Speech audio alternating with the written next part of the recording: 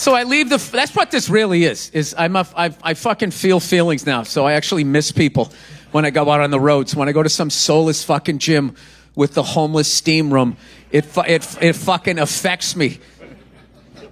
So I walk out of the gym in the sadness of hearing, like, at first I was upset with that guy listening to the conference call. And then I was actually getting like a window into this guy's life. And like, this is what has to fill this guy. There's no way he laid in bed as a kid and dreamed someday I'm going to carry this device around, which makes me at work at all times. And I can't even just go to the gym and fucking listen to my favorite song. I got to talk to these folks. So actually, that's the way I kind of try to stay out of my anger, I try to have empathy. Like that poor fucking guy, he doesn't even have time to go to the goddamn gym. And I was like, all right, yeah, okay. Good for him. Maybe he'll get out of that. He'll start a mom and pop business that Starbucks will crush someday.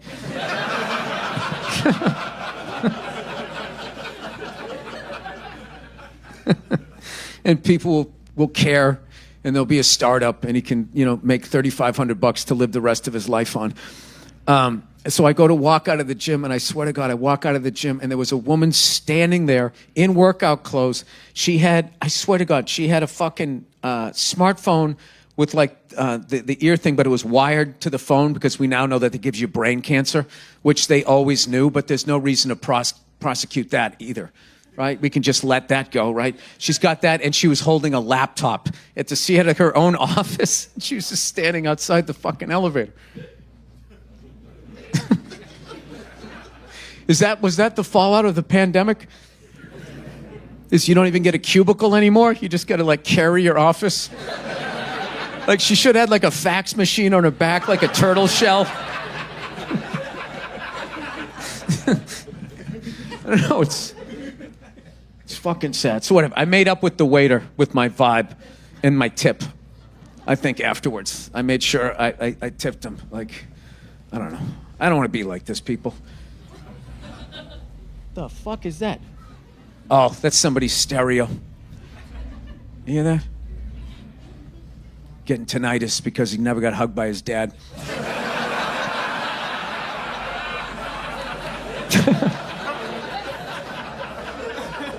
A tale as old as time.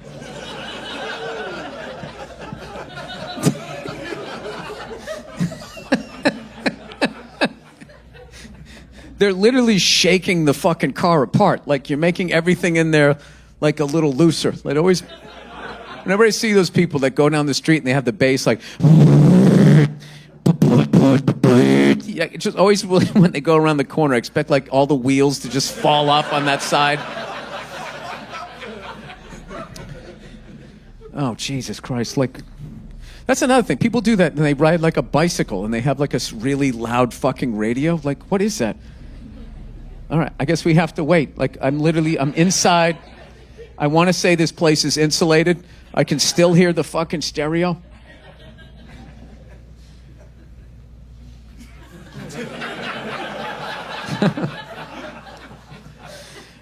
Back in my day,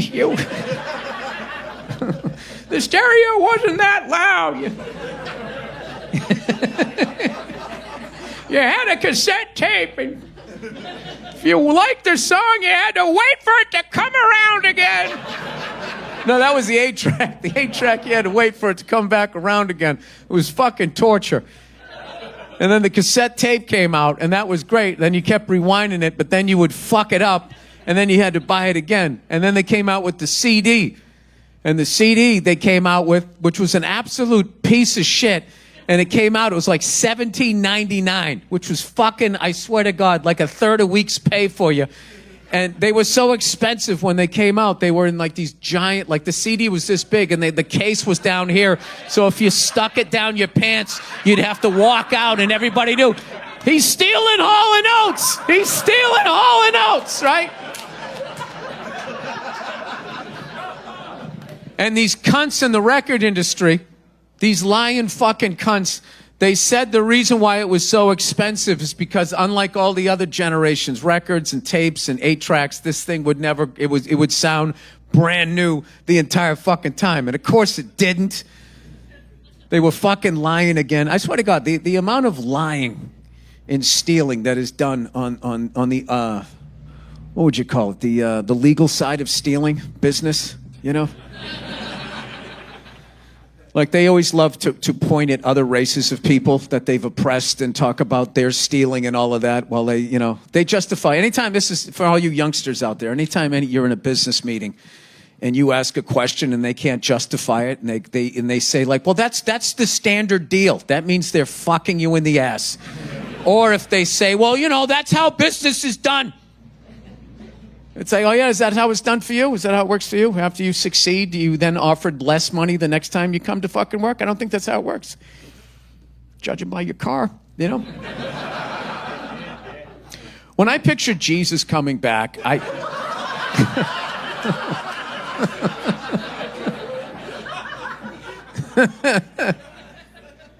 when I picture him coming back, I don't picture him coming back saving people.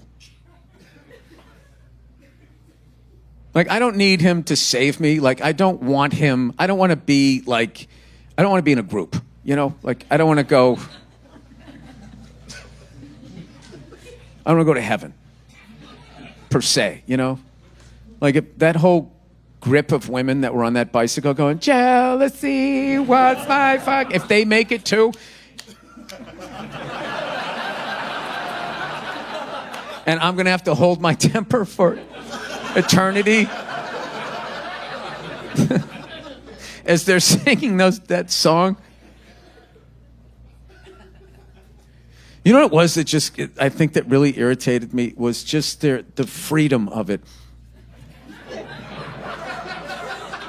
Like how not concerned they were about just getting the living shit beat out of them. Like just as a man, if I did that, jealousy, if I was on a bike with a bunch of guys and just whooping it up like fucking, white moms, like there's different rules for everybody. So maybe it was envy. I know it's me. I know it's not them. They were just singing a song on a bicycle built for 9, right? So anyway, I feel like when Jesus comes back, first of all, I love that people think that he's going to come back, and he's still not upset about what happened the last time.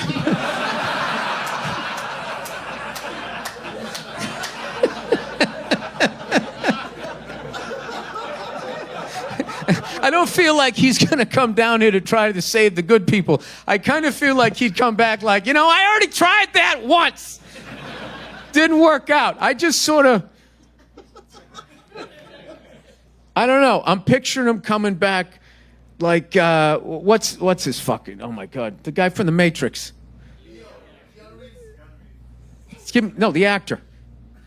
Keanu Reeves, thank you. Keanu Reeves. I'm picturing him coming back as like more like the Keanu Reeves style, where he's just got like these fucking, like silver pistols. And I don't think he saves the good people. I just think he doesn't kill them. I just think he comes back, with the white doves coming up with like one of those John Woo movies, and he's just jumping sideways in conference rooms at like fucking, like pharmaceutical companies, corporations with like war contracts, the CIA, fucking, who's the guys who poisoned our food supply? Who are those kooks that nobody knows what their names are, right? Monsanto, yeah, just comes back, he just fucking shoots all of them, narcissists, just goes out.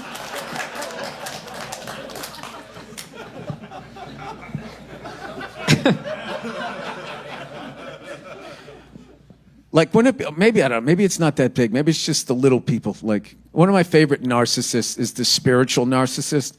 The ones who give, like, self-help advice while it's still totally, like, about themselves. I like them. And then I also like men who think they've figured out women, They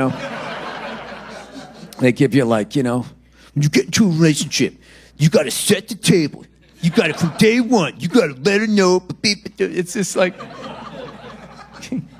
You're going to try to play the game of manipulation with a woman?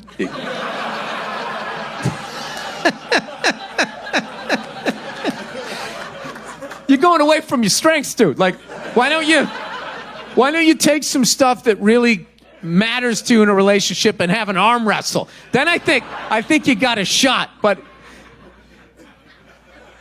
if you're gonna try to outthink that, like, it's not gonna work. It's not gonna work. Like, I've actually found, believe it or not, I've actually found that women are not that complex, you know? But I'm smart enough, I would never tell them that.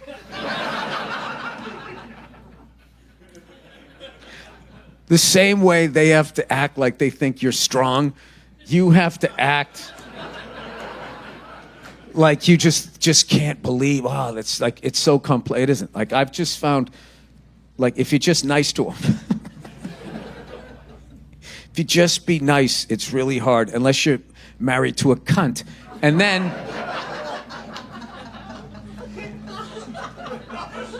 I'm starting to understand, Austin. Some words are hard for you.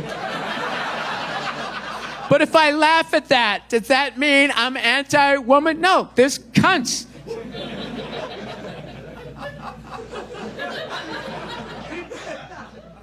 Like, if you described a guy that's a rapist as a rapist, I wouldn't be like, it's just that word.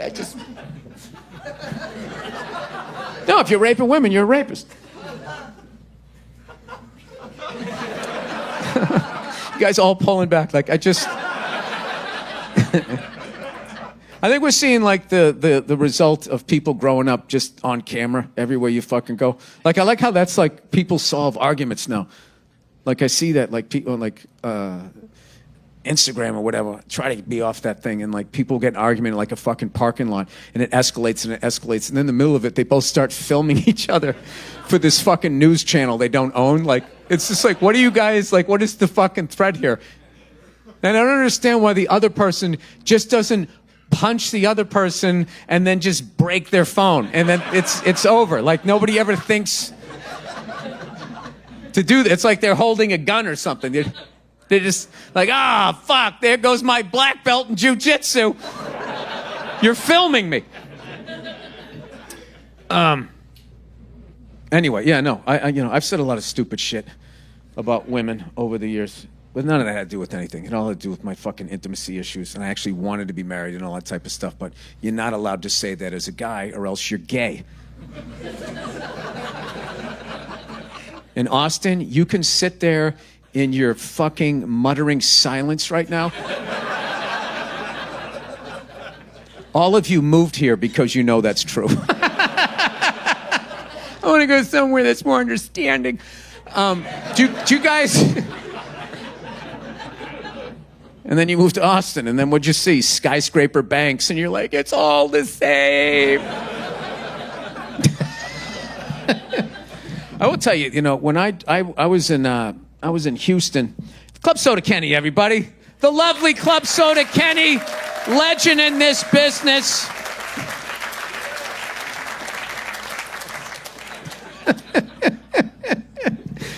I take him on tour.